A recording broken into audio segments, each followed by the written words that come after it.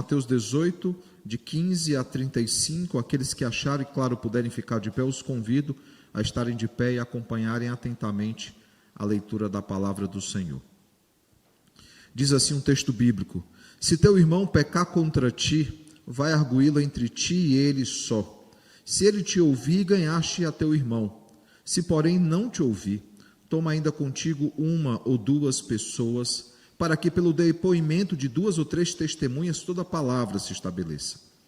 E se ele não os atender, dize-o à igreja, e se recusar a ouvir também a igreja, considera-o como gentil e publicano. Em verdade vos digo que tudo que ligardes na terra será ligado nos céus, e tudo que desligardes na terra terá sido desligado nos céus. Em verdade também vos digo que se 2 dentre vós sobre a terra concordarem a respeito de qualquer coisa que porventura pedirem, se lhes há concedido por meio do Pai que está nos céus. Porque onde estiverem 2 ou 3 reunidos em meu nome, ali estou no meio deles. Então Pedro, aproximando-se, lhe perguntou: Senhor, até quantas vezes meu irmão pecará contra mim, que eu lhe perdoe? Até 7 vezes? Respondeu-lhe Jesus: não te digo que até 7 vezes, mas até 70 vezes 7. Por isso, o reino dos céus é semelhante a um rei que resolveu ajustar contas com seus servos. E passando a fazê-lo, trouxeram-lhe um que lhe devia 10.000 talentos. Não tendo ele, porém, com o que pagar, ordenou o Senhor que lhe fosse vendido ele, a mulher e os filhos e tudo quanto possuía, e que a dívida fosse paga. Então o servo, prostrando-se reverente, rogou: sê paciente comigo e tudo te pagarei. E o senhor daquele servo, compadecendo-se, mandou-o embora e perdoou-lhe a dívida. Saindo, porém, aquele servo encontrou um dos seus conservos que lhe devia 100 denários. E agarrando-o, sufocava, dizendo: paga-me o que me deves. Então o seu servo, caindo-lhes aos pés, lhe implorava: sê paciente comigo e te pagarei.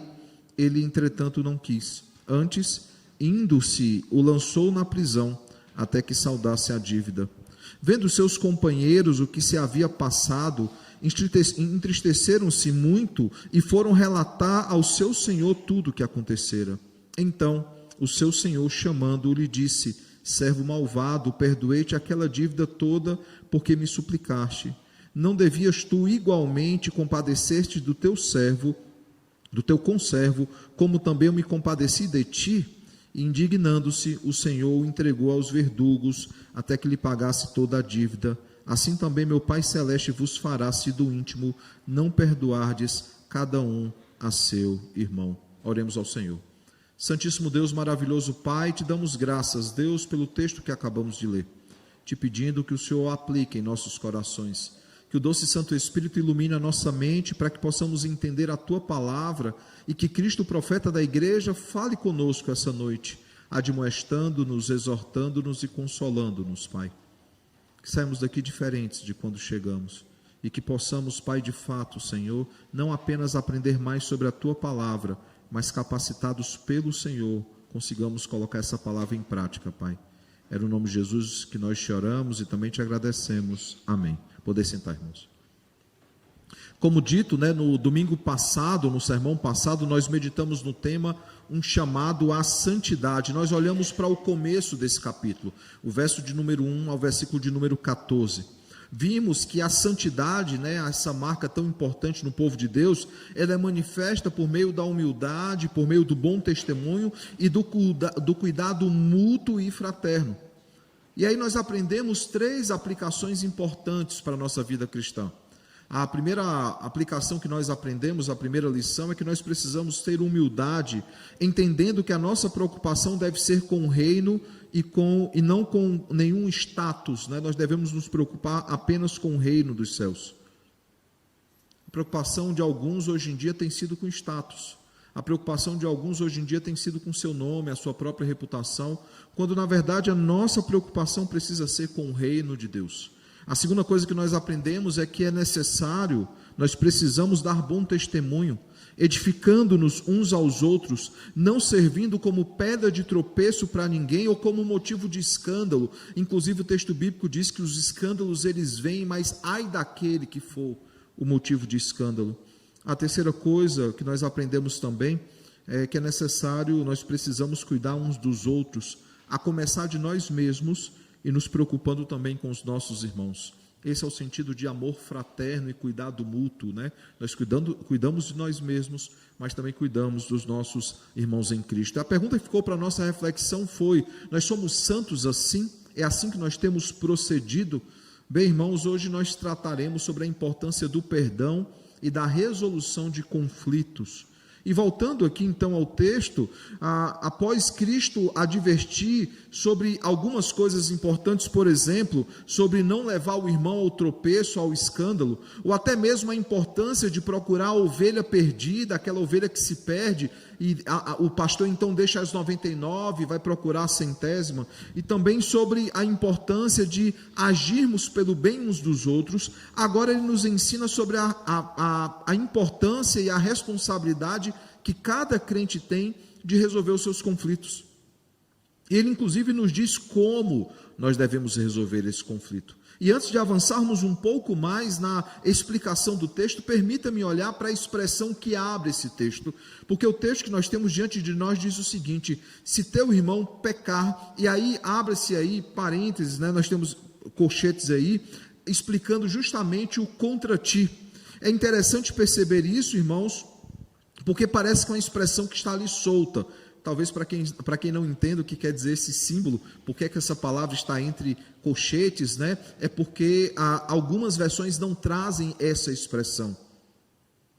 E antes de nós olharmos especificamente para essa expressão, é importante percebermos, e aí a projeção não vai te ajudar nesse sentido, e possivelmente a Bíblia no celular também não, mas a Bíblia em papel vai te mostrar isso claramente. Se você olhar para o texto que nós acabamos de ler, no título que a Sociedade Bíblica dá, né, como se deve tratar o irmão culpado, você verá que não há nenhum texto bíblico citado abaixo desse negrito, desse título que tem aí. Por quê? Porque somente Mateus traz essa passagem. E se você continuar caminhando e depois olhar para a próxima porção, quantas vezes se deve perdoar a um irmão, você verá que Lucas também traz essa passagem. Nós veremos rapidamente essa noite que ele é um pouco mais sucinto que Mateus. Mas ele traz também essa passagem, assim como ele havia também trazido, por exemplo, a parábola da ovelha perdida. Se você caminhar mais um pouco e olhar para a parábola do credor incompassivo, você verá que somente Mateus também traz essa passagem. Perceba que interessante, nós temos visto que há algumas passagens que somente Mateus traz, por exemplo, a parábola das 2 dracmas ou o imposto das 2 dracmas, somente Mateus traz essa passagem como um cobrador de impostos que já foi, ele vê como importante essa palavra, esse texto para instruir a igreja. Então é importante perceber, irmãos, que Mateus ele é o único que traz a passagem que nós temos diante de nós. Lucas, ele traz um pouco dessa passagem, por exemplo, de Mateus 18, 7 e 8, nós lemos o seguinte em Mateus 18, 7 e 8.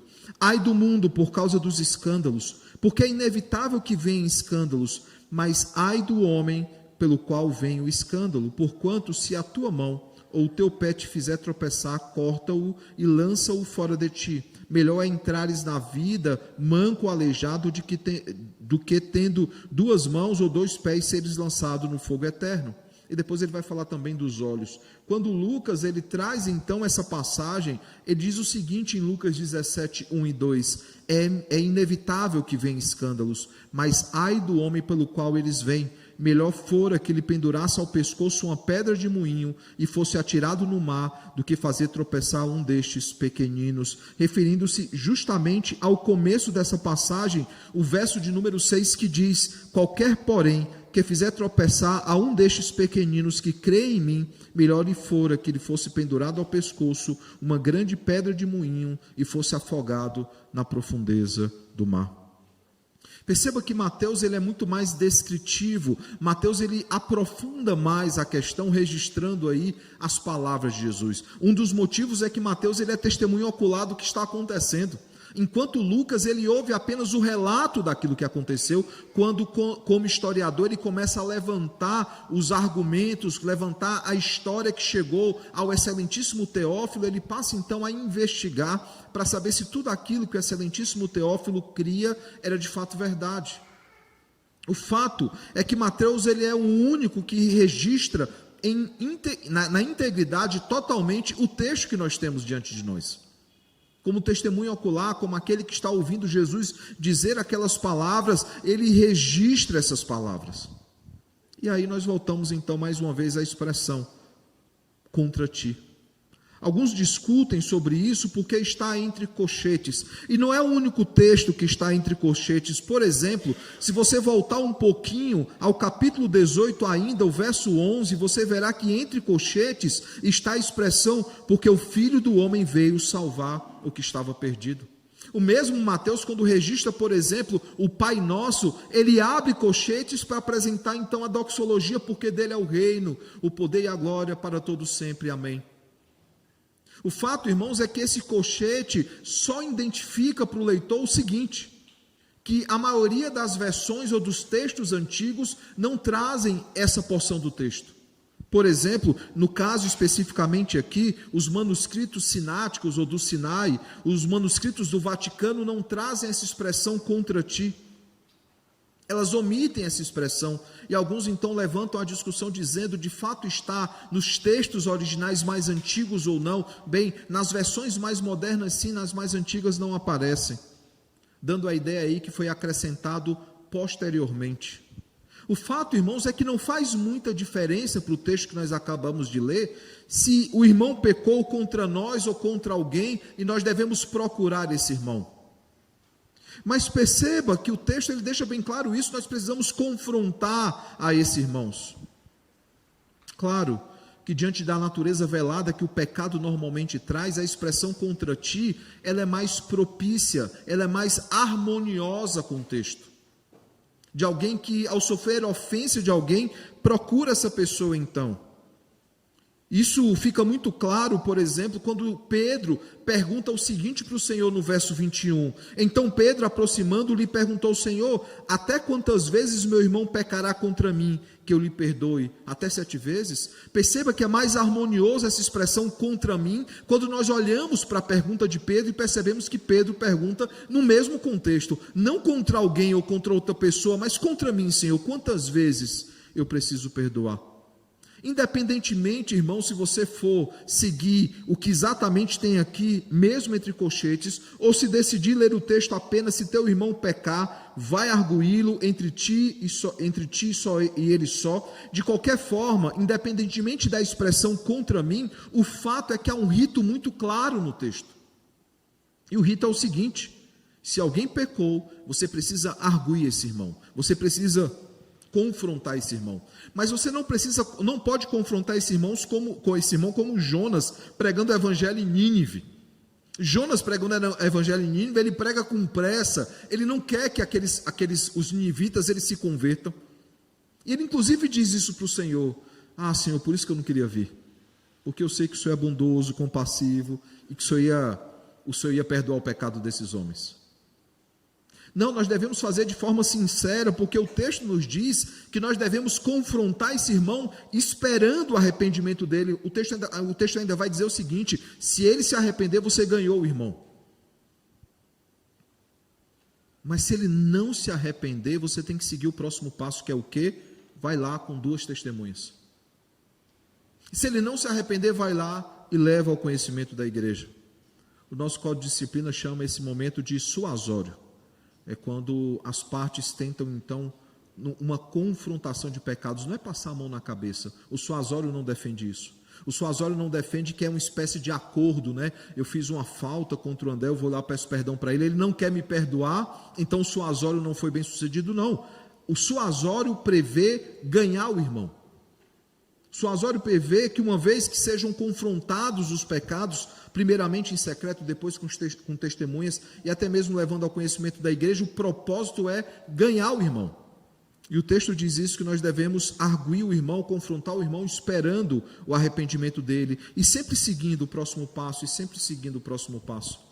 Em 2018, no Supremo Concílio, que foi aqui em Águas de Lindóia, em São Paulo, reverendo Augusto Nicodemos, pregando sobre aquilo que é chamado suasório, e sobre essa necessidade, de Mateus 18, de apresentação de testemunhas, e depois do conhecimento da igreja, ele definiu algo que o texto deixa bem claro: se o assunto ele é público, se o assunto ele já é de conhecimento público, eu não devo procurar a pessoa em secreto e depois levar testemunhas, porque é um assunto público.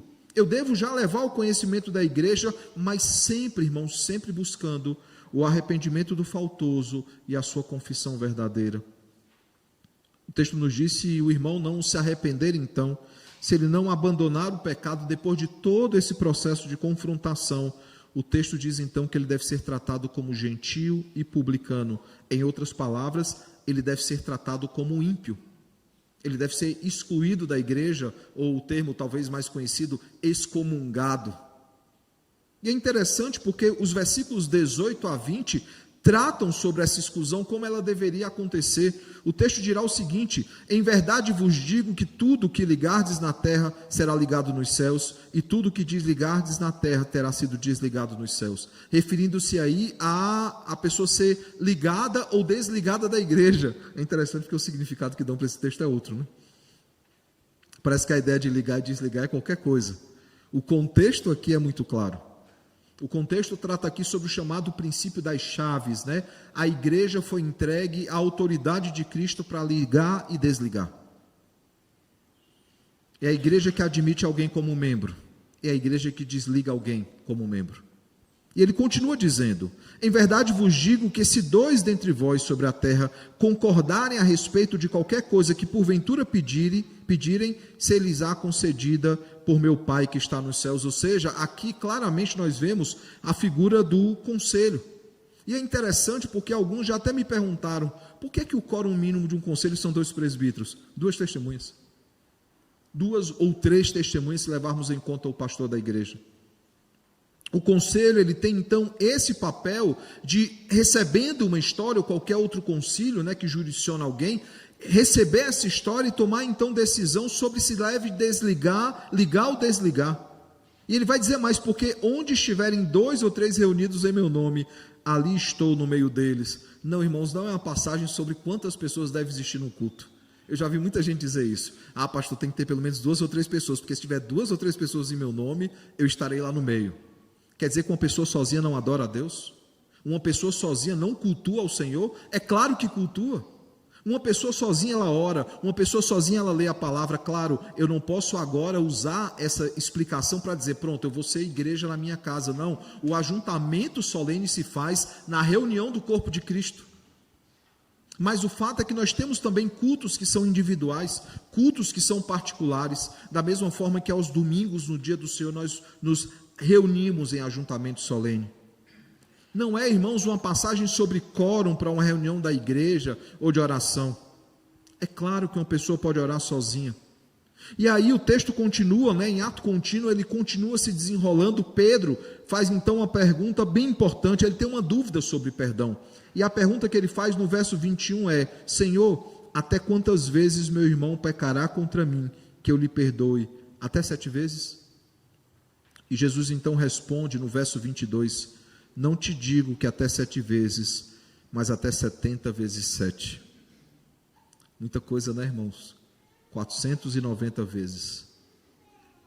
Jesus ele não está preocupado em que você perdoe de fato 490 vezes, talvez você tenha que perdoar 491 vezes. Ele aponta para a totalidade, para o poder ilimitado que um perdão deve ter. Um perdão deve perdoar se for uma confissão sincera, um pedido sincero. Se de fato a pessoa está arrependida, ela deve ser perdoada todas as vezes que ela pedir perdão. E o 7, o 70 e o 490 dá a ideia de perfeição, porque são múltiplos de 7.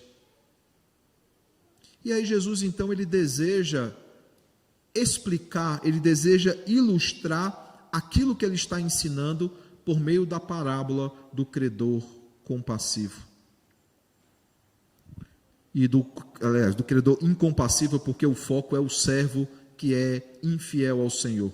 E aí do verso 23 até o verso de número 35, nós vemos então uma história que nos é contada. Jesus, na verdade, ele apresenta uma única história, mas são 2 histórias que se entrelaçam. A primeira parte dessa história nós vemos um rei, um senhor, que demonstrou compaixão para com seu servo, cancelando a sua dívida impagável, né? Quando ele diz assim, me permite trabalhar, ou eu vou lhe vender para quitar a dívida. Irmãos, era impossível. Deixa eu te explicar por quê.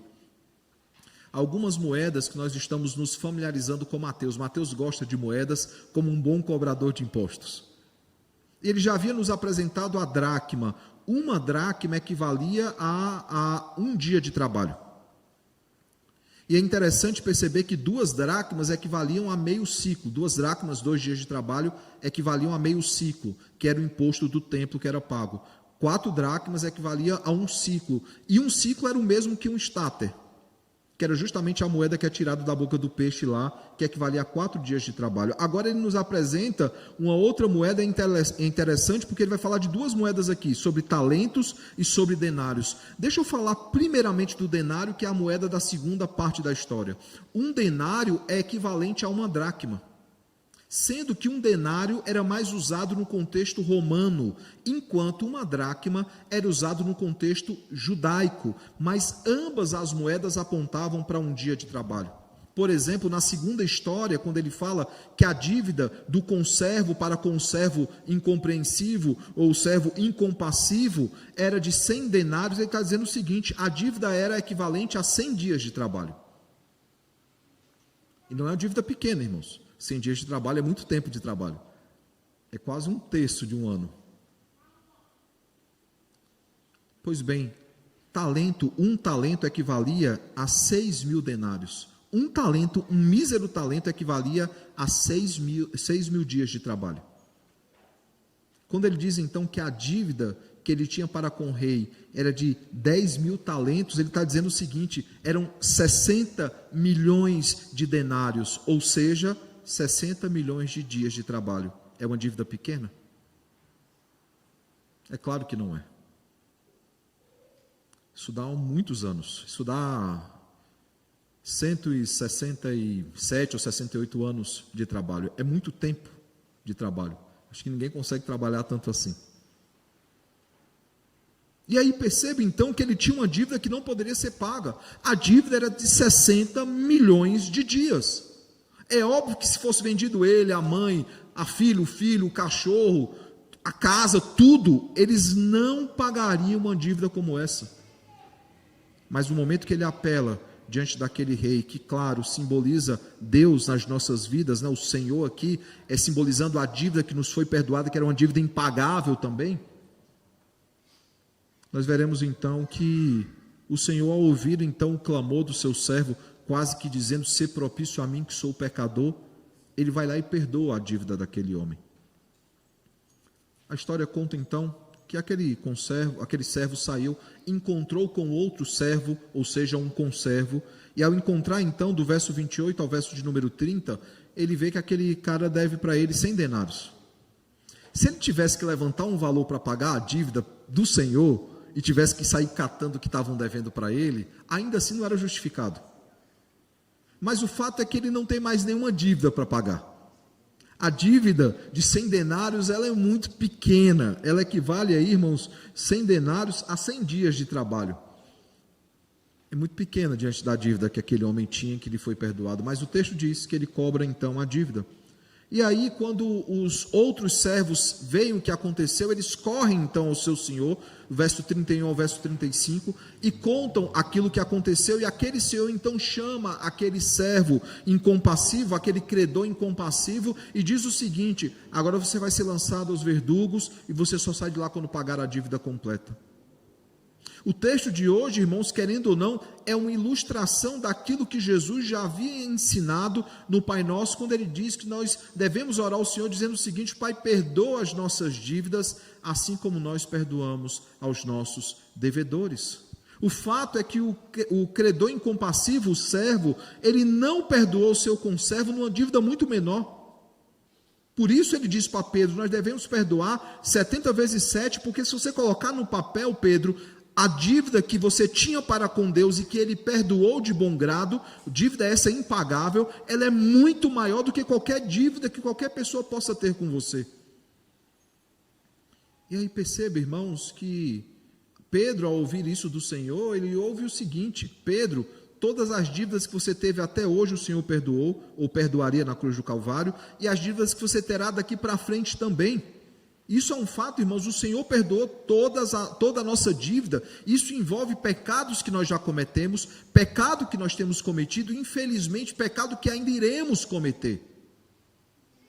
E aí ele então apresenta isso como ilustração.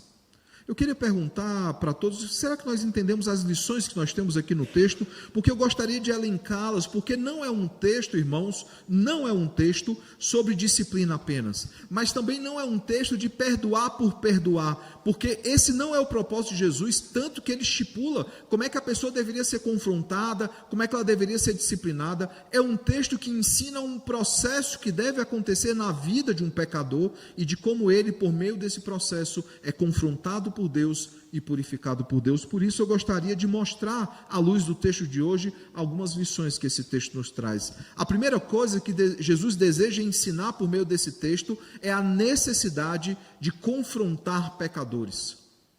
O contexto anterior, irmãos, lembrem, é sobre evitarmos escândalos públicos. O contexto anterior é sobre não sermos pedra de tropeço para os nossos irmãos. Ele inclusive diz, os escândalos eles são inevitáveis, mas ai daquele que vê os escândalos. Na parábola das 2 dracmas, ele já havia dito, eu não preciso pagar esse imposto porque eu sou filho do rei. Mas Pedro, para que não haja escândalo, pague o imposto. Agora ele retorna então o tema dizendo isso, ai daquele que for motivo de pedra de tropeço, ai daquele que for motivo de escândalo, ou ai daquele que fizer tropeçar esses meus pequeninos. Talvez a pergunta, após uma palavra como essa, de ai daquele que é pedra de tropeço, ai daquele que é motivo de escândalo, ai daquele que faz pecar ou cair esses pequeninos, talvez a pergunta que se faça é, mas pastor, e quando pecados forem cometidos, o que é que deve ser feito? E querendo ou não, essa pergunta estava muito implícita naquilo que Jesus está ensinando, tanto que Pedro não pergunta o que é que deve ser feito em questão de pecado, mas ele faz uma segunda pergunta que viria à mente de qualquer um, que seria, e quantas vezes eu tenho que perdoar então? Qualquer um que estivesse ouvindo Jesus falando sobre pecados, escândalos, perguntaria, tá, mas e quando eu fizer alguém pecar, o que é que eu devo fazer? Eu devo amarrar uma corda no pescoço e me jogar na água? Eu devo cortar o meu pé, cortar minha mão, arrancar meu olho? O que é que eu devo fazer para lutar contra o pecado? E Jesus então ele vai dizer, os pecadores, eles precisam ser confrontados. E eles precisam ser confrontados para que eles tenham a chance do arrependimento e da mudança. E perceba, somente pessoas piedosas serão confrontadas e se arrependerão. Normalmente alguém que vive de forma impiedosa, ao ser confrontado, vai ficar com raiva. Não foi isso que nós vimos, por exemplo, com Caim hoje de manhã? Caim, quando ele foi confrontado do seu pecado, ele perguntou, quando Deus chega para ele e fala assim, cadê o teu irmão? E a resposta atrevida dele foi, por acaso eu fui posto como guardião sobre a vida do meu irmão? Caim não tinha um coração piedoso, Caim não tinha um coração arrependido, sendo instado pelo Senhor, ele não se arrependeu daquilo que havia feito. Na verdade, a preocupação de Caim era que ele fosse morto, assim como ele matou o próprio irmão. E o Senhor graciosamente põe uma marca para que ninguém atentasse contra ele. Não, irmãos, pecadores quando pecam, eles precisam ser confrontados para que eles tenham a chance de serem tratados pelo Senhor, para que eles manifestem arrependimento e mudança. A tendência de muitos é deixar para lá. A tendência de muitos é não mexer com aquilo. A tendência de muitos é simplesmente esquecer. Mas nós temos várias passagens na Escritura que apontam para a importância da disciplina. Por exemplo, em 1 Tessalonicenses 3, 14 e 15, aponta para isso. Gálatas 2, de 11 a 14, aponta para isso. 1 Coríntios 5, 1 a 5, e nós olharemos ainda mais com mais calma para esse texto, aponta para isso. 1 Timóteo 5, 20, aponta para isso. Hebreus 12, de 11 a 13, aponta para isso, a importância da disciplina. Hebreus 12 chega a dizer o seguinte, que nós temos que ter motivo de alegria ao passarmos pela disciplina, porque aparentemente parece que a disciplina é motivo de tristeza, mas ela deve ser vista com motivo de alegria, por quê? Porque ela produz frutos de perseverança e de santificação na vida daquela pessoa, e sem santidade ninguém jamais verá a Deus. É interessante porque nós temos alguns instrumentos santificadores do Senhor. A perseguição é é um instrumento santificador do Senhor. As privações, as provações são instrumentos santificadores do Senhor. A disciplina também é um instrumento santificador do Senhor. Tanto que o nosso Código de Disciplina, no parágrafo único do artigo 2º, vai dizer o seguinte: toda disciplina visa edificar o povo de Deus, corrigir escândalos, erros ou faltas, promover a honra de Deus, a glória de nosso Senhor Jesus Cristo e o próprio bem dos culpados ou o próprio bem do faltoso. A ausência de disciplina, irmãos, na vida da igreja é uma maldição para a igreja. Se você for pesquisar quais são as marcas de uma igreja verdadeira, você verá que uma igreja verdadeira ela tem três principais marcas: a fiel exposição da palavra, a correta administração dos sacramentos e o correto exercício da disciplina. Uma igreja verdadeira tem essas três marcas. Se uma igreja não expõe a palavra de forma fiel, de forma expositiva, ela já tem uma marca a menos. E não é uma dessas três, é exatamente as três. Se ela não administra corretamente os sacramentos, se ela não exercita corretamente, biblicamente, a disciplina, ela não é uma igreja verdadeira. A ausência da disciplina, irmãos, é uma maldição para a vida da igreja.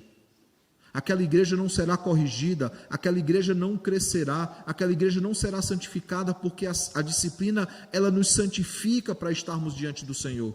É por meio da disciplina que os pecados eles são corrigidos. Isso nos leva ao segundo ponto de hoje à noite. Não é apenas sobre confrontar pecadores, mas disciplinar pecadores.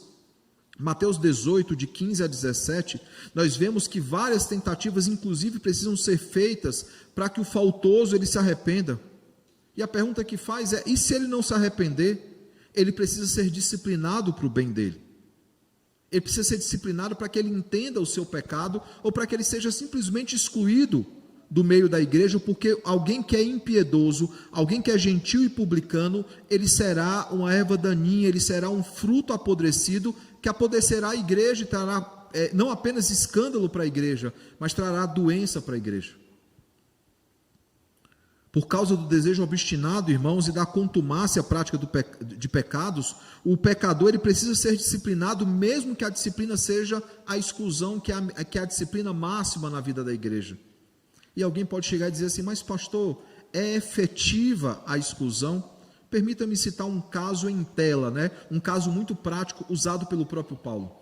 Em 1 Coríntios, capítulo 5, verso 1 ao verso de número 5, nós vemos que há um jovem na igreja em Corinto que ele decide-se então deitar com a mulher do próprio pai. E ele foi confrontado a respeito disso. Ele foi confrontado pela igreja e ele não mudou de postura. E Paulo diz o seguinte: ele precisa ser excluído da igreja. Ele precisa ser tirado fora da igreja. E é exatamente isso que a igreja faz. Aquele jovem foi excluído do meio da igreja. Na segunda carta, no capítulo 2, verso 5 ao verso 11, Paulo passa então a citar pessoas que voltaram à comunhão da igreja. E alguns estudiosos defendem que entre aqueles que voltam à comunhão da igreja, esse jovem está presente. Porque passar a mão na cabeça de alguém que peca, defender pecados de alguém, não restaura aquela pessoa a disciplina necessária para que a restauração aconteça. E se aquela pessoa ama o Senhor, teme ao Senhor, ele passará pela restauração e ele voltará ao convívio da igreja. O contrário também é verdade. Se ele é impiedoso, se ele não é um crente verdadeiro, ele vai simplesmente se afastar e nunca mais vai voltar. A disciplina, irmãos, ela apenas não ensina não só o faltoso, mas ela ensina também a igreja. Em 1 Timóteo 5,20 diz o seguinte: quanto aos que vivem no pecado, repreende-os na presença de todos, para que também os demais temam. Por que a disciplina, e casos que podem ser tornados públicos, porque muitas vezes a disciplina ela é comunicada no púlpito da igreja, para que outros que estejam em igual situação, pecando da mesma forma, percebam que viver daquele jeito em pecado não é bom, não é edificante e trará consequências espirituais. Por isso Paulo ele vai advertir sobre isso. Quanto aos que vivem no pecado, repreende-os na presença de todos, para que também os demais temam. Hebreus vai nos dizer que a disciplina sendo feita com o faltoso no meio da igreja de forma bíblica, ela produz fruto pacífico e de justiça. Ele vai continuar dizendo o seguinte: por isso, restabelecer o ânimo de vocês. Ajudem aqueles que têm tropeçado, que estão com os joelhos vacilantes. Ajude-os a se reerguer para que eles andem em santidade. E tudo isso acontece por causa da disciplina. Por isso Jesus nos ensina sobre a importância de confrontar pecadores e, sendo necessário, a importância de disciplinar pecadores. Mas é claro, irmãos, que o texto não fala apenas sobre o início e o processo, que é justamente aquele irmão sendo trabalhado por Deus, mas fala sobre o desfecho, que é o perdão. Nós não podemos excluir isso da equação. Da mesma forma que nós não podemos passar a mão na cabeça de ninguém, nós não podemos pesar a mão de forma demasiada. Mais uma vez, o propósito da disciplina é o arrependimento e a restauração daquele que é pecador. Isso envolve o quê? Perdão. E o texto de hoje, irmãos, nos ensina sobre a importância de confrontar, de tratar pecados, mas também, e principalmente, de disciplina quando não há arrependimento. Quando a pessoa não se arrepende, ela precisa ser disciplinada. Porém, um outro aspecto é muito importante nesse texto e toma muito tempo nesse texto, que é a questão do perdão, a necessidade de pedir e de liberar perdão, de perdoar pecadores. No texto correlato, eu citei, que Lucas também trata uma pequena porção desse texto. No texto correlato, que é o citado aí, quantas vezes se deve perdoar um irmão, que para nós é o capítulo 18, 21 e 22, que diz: então Pedro, aproximando-se, lhe perguntou: Senhor, até quantas vezes meu irmão pecará contra mim, que eu lhe perdoe? Até 7 vezes? Respondeu-lhe Jesus: não te digo que até 7 vezes, mas até 70 vezes 7. Bem, quando Lucas, então, e você verá aí que abaixo do título tem um texto sendo citado, que é Lucas 17, 3 e 4, no texto citado, então, o texto correlato diz o seguinte: Lucas, capítulo 17, verso 3 e 4, acautelai-vos, se o irmão pecar contra ti, repreende-o, se ele se arrepender, perdoa-lhe.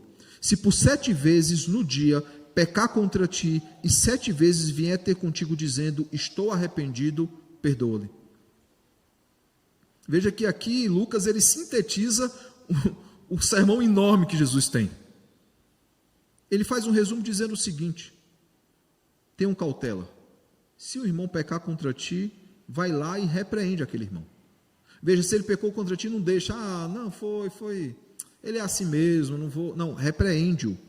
A palavra repreender aqui é a palavra exortar, e é interessante perceber a diferença que as palavras têm, Na nossa cultura atual, onde há muita pobreza na linguagem principalmente, e a guerra cultural é acima de tudo uma guerra de linguagem, porque quanto mais eu diluo a linguagem, mais eu diluo a identidade de um povo, porque um povo se comunica com linguagem.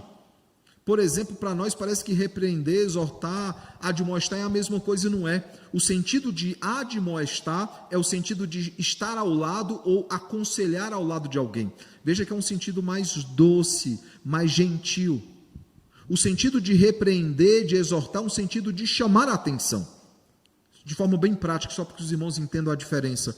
Quando ele nos diz que nós devemos repreender aqueles nossos irmãos em Cristo que pecam contra nós precisamos repreender esses irmãos, nós precisamos falar duramente com ele, é o mesmo texto que diz, por exemplo, Paulo escrevendo, dizendo o seguinte: se por acaso alguém mais idoso pecar contra alguém mais jovem, aquele mais jovem precisa admoestá-lo, não repreendê-lo ou exortá-lo, mas admoestá-lo como um filho admoesta o próprio pai, ou como uma filha admoesta a própria mãe.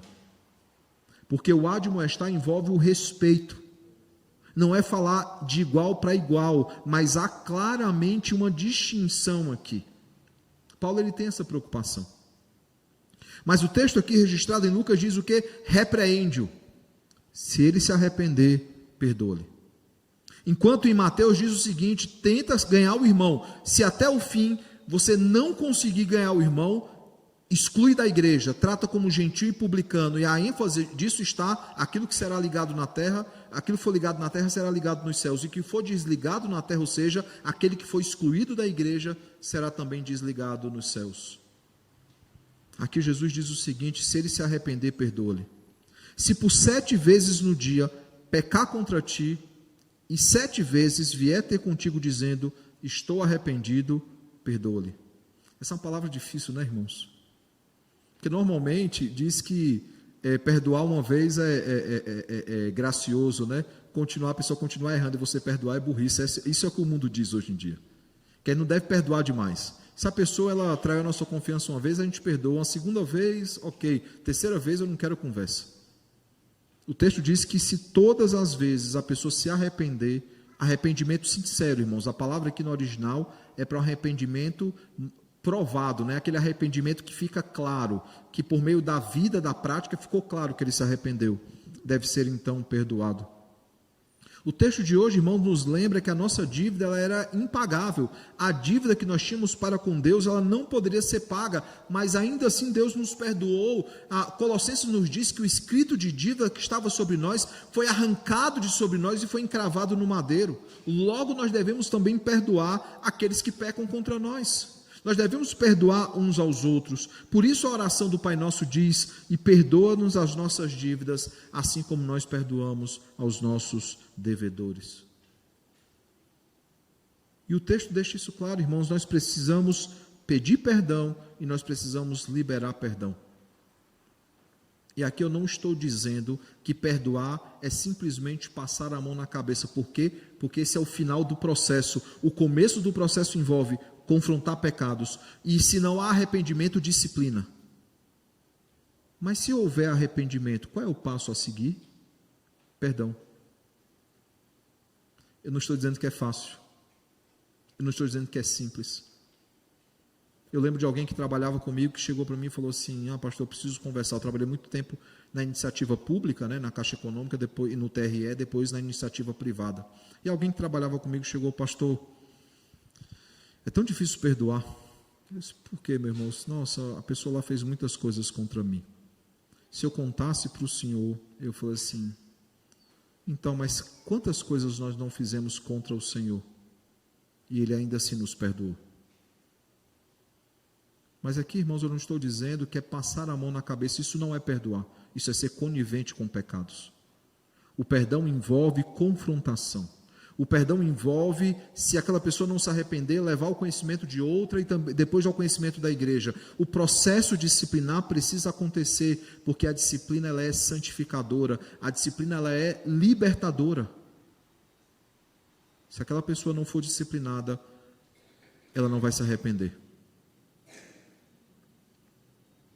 Mas uma vez que ela se arrependa, o texto nos chama a perdoar aquela pessoa. Por isso o texto começa dizendo o seguinte, se teu irmão pecar contra ti, vai arguí-lo entre ti e ele somente. Se ele te ouvir, ganhaste o irmão. Como ia ser bom, irmão, se ficasse nesse primeiro versículo, né? Alguém pecou contra nós, alguém fez algo errado contra nós, nós procuramos aquela pessoa, falamos com aquela pessoa e aquela pessoa fala, meu irmão, me perdoe, eu não deveria ter feito isso.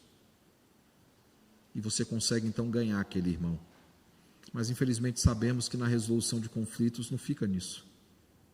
Muitas vezes o assunto só cresce. Nós precisamos, irmãos, pedir e liberar perdão. A pergunta que eu faço é que aplicações então nós podemos tirar do texto dessa noite? O que é que esse texto ele tem a nos ensinar? O que é que esse texto ele tem a nos trazer como aplicação essa noite? A primeira delas, irmãos, é que nós precisamos confrontar pecadores. Nós precisamos confrontar pecadores, irmãos, para que não sejamos coniventes com práticas de pecado e para que possamos já ajudar o pecador. Sabe qual é um dos personagens bíblicos mais injustiçados na história das Escrituras? Ló. Normalmente nós só lembramos dos pontos negativos de Ló. De como ele escolheu morar em Sodoma e Gomorra, de como ele continuou morando em Sodoma e Gomorra. É sempre isso que a gente lembra, ou da estátua de sal, ou a musicazinha do Ló. Mas se nós olharmos para a narrativa bíblica, nós veremos o seguinte, lá em Gênesis, quando então Ló confronta os pecados daqueles homens, eles dizem o seguinte, até quando você achará que é juiz sobre nós? Até quando você agirá, sendo estrangeiro, agirá como juiz sobre as nossas vidas? Que é justamente o momento que eles tentam lá abusar dos anjos, né? E aí alguém pega um texto como esse e fala assim, nossa, vê aí, é o único momento que ele se colocou, os caras reclamaram, é a única história. Não, você vai lá para o relato, por exemplo, em Pedro, ele vai dizer o seguinte, que Ló, ele não conseguia suportar os pecados do povo que ele vivia no meio. A ideia que traz é que Ló constantemente ele se colocava contra os pecados daquele povo. Tanto que a pergunta é, até quando, sendo estrangeiro, você acha que pode ser juiz sobre nós? Não foi a primeira vez que Ló tinha feito aquilo. Ele confrontava os pecados. O texto que nós lemos hoje, o Salmo 139, diz o seguinte, por acaso eu não aborreço aqueles que se aborrecem de ti? Ele diz mais, eu tenho ódio consumado contra essas pessoas que se colocam contra o Senhor. Nosso coração, irmãos, deve ter o sentido de confrontar pecadores, de confrontar pecados, e devemos ter a mesma disposição quando somos confrontados sobre os nossos pecados. A disposição de ouvir, de ser tratado pelo Senhor, porque infelizmente nós pecamos, irmãos, infelizmente. E como é gracioso Deus levantar pessoas ao nosso redor para nos confrontar dos nossos pecados. E como é importante nós também confrontarmos outros sobre os seus pecados, porque isso ajuda o pecador. O verdadeiro homem e mulher temente a Deus, ao ser confrontado sobre os seus pecados, se arrepende, mesmo com o coração duro, mesmo com um coração rebelde, talvez não no primeiro momento, talvez haja necessidade de uma testemunha, de mais alguém junto conosco, mas se ele teme ao Senhor, se ele ama ao Senhor, em algum momento ele irá, ouvindo a confrontação, se arrepender dos seus pecados. Nós precisamos, irmãos, confrontar pecadores, nós não podemos ser coniventes com práticas de pecados. Nós precisamos ajudar o pecador nas suas batalhas, na sua luta contra o pecado. Segunda coisa, nós precisamos disciplinar pecadores, pois a disciplina ela tem um caráter didático, ela tem um caráter santificador, não apenas para o pecador, mas também para a igreja, além de glorificar a Deus. A disciplina ela tem um aspecto santificador, irmãos. Inclusive para a igreja, em que sentido? No sentido que alguns que têm algumas lutas, ao verem outros que têm a mesma luta sendo tratados em amor pela igreja, biblicamente pela igreja, ele perceberá, eu não posso continuar vivendo assim. Infelizmente, esse não é o sentimento que existe no coração de alguns. Eu sempre relato, no começo do meu pastorado, alguém chegou para mim e falou, o senhor soube que fulano está fazendo isso e aquilo? Eu falei assim, meu irmão, chegou ao conhecimento do conselho. E aí, o conselho vai disciplinar ou não vai? E eu olhei para aquela pessoa e falou, meu irmão, seria muito melhor se você perguntasse se nós iremos pastorear essa pessoa, se nós iremos cuidar dessa pessoa. Porque o processo de disciplina ele não acontece da noite para o dia, há etapas que um processo de disciplina precisa seguir. E às vezes parece que o conselho não está consciente, que o conselho não está tratando, não, o conselho está tratando. E só virá o conhecimento da igreja quando esse processo ele se finda e tem uma conclusão. Mas até aí você não vai ver ninguém comentando. E Gemima não está aqui hoje, né? Todos sabem, ela está tendo que tomar ferro. Hoje ela foi inclusive na maternidade tomar ferro na veia, né? Para poder repor a ferritina dela. Mas Gemima, ela testemunha. Um dia vocês podem perguntar, Gemima só sabe da disciplina no dia que é anunciada no púlpito da igreja. Ela me vê chegando de uma reunião, percebe que meu semblante está abatido, está triste, e fala, meu amor, eu estou orando por você. Ninguém se alegra, irmãos, com a disciplina, no sentido de que não é alegria para a igreja disciplinar pessoas, mas a alegria para aquele que é disciplinado passar por esse processo, porque ele é santificador. É exatamente isso que o autor aos Hebreus afirma, que a disciplina a um primeiro momento parece ser motivo de tristeza, mas é motivo de alegria, porque produz fruto pacífico e de justiça. A disciplina, irmãos, tem um caráter didático para o pecador, tem um caráter didático para a igreja, acima de tudo, glorifica a Deus, porque Deus está moldando o seu povo, Deus está tratando o seu povo, tirando as impurezas do meio do seu povo. Talvez a melhor ilustração sobre isso seja o oleiro com um vaso que ele vai quebrando, vai moldando, vai tirando a impureza até moldá-lo conforme a sua vontade. Terceira coisa, nós precisamos, irmãos, confrontar pecadores, disciplinar pecadores, mas nós precisamos também perdoar pecadores, pois somos intimados por Deus e pela sua palavra a fazermos isso.